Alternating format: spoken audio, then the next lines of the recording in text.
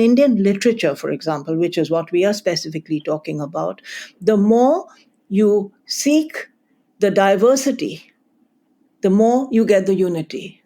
And the more you seek the unity, the more you get the diversity. Because there is a core of something that is common. You talked about food. We'll come back to literature later. But there are some things that come back and again in the food. There was this wonderful book that came out recently, Turmeric Nation. And I think turmeric is one of the binding herbs of Indian food, or the spices. It's just the interpretation is different. And even in food, a very fine writer and journalist Dilip Padgankar used to say that actually there are many pan-Indian foods, but they come across from the from the caste divides. That there is Brahmin food of a certain kind across India, which is abstemious. There is Rajasic food, there is sweet food. So there are categories. So I don't think we ever thought of trying to reconcile any contradictions. We just took the contradictions as being the essential nature of what we were dealing with. So there was a glorious cacophony of voices. There were disagreements in every sentence, if not every corner. People used to think that we manufactured these controversies, which seemed to erupt over small and big things in every festival. But no, we just said, let everybody say what they want in the language that they want, in the metaphor that they want. And magically, the audiences came together. There were and this was the other comical thing about those early years of Jaipur, which now people have got used to, that it was perhaps the only space at that time, and since then I don't know of any other space where you would have we used to get these horrible adverse comments about the socialites who came to the Jaipur festival with their expensive handbags. And I said, there is no sort of reason why a socialite with an expensive handbag can't come and listen in about books. And there were the Jhola Walas, and there were the Hindi Walas, and there were, the academics. There was every category of person. And so we used to have, and we still have, at any given time, 4 or 5 different sessions. And as far as possible, these are balanced to different interest groups. And they fill up, and sometimes we are surprised that what we put in the front lawn, expecting huge footfalls, gets half the space full. And so, not often, but sometimes. And sometimes a small little venue might see a stampede. So people make up their minds. But what I'm trying to say here is that all the Indias do live together. There is no conflict between them. A lot of conflict shows up on social media because it's easier for it to express itself in confrontative terms on social media.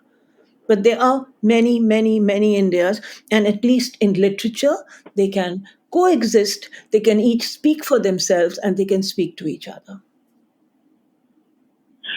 So over the course of the years, as it's evolved and as you've seen kind of the country evolve and change as well, is there any perceptible or noticeable trend around a shift that's taking place of any sort that you would say, okay, this is a clear different direction that may be evolving, a particular type of voice that's growing, or a particular type of content or approach that seems to be we're moving towards as you've observed the different types of people coming together?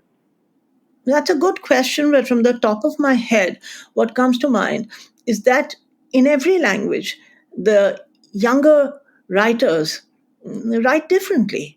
They use the language more easily. They juxtapose it with other languages more fluently. We were always multilingual.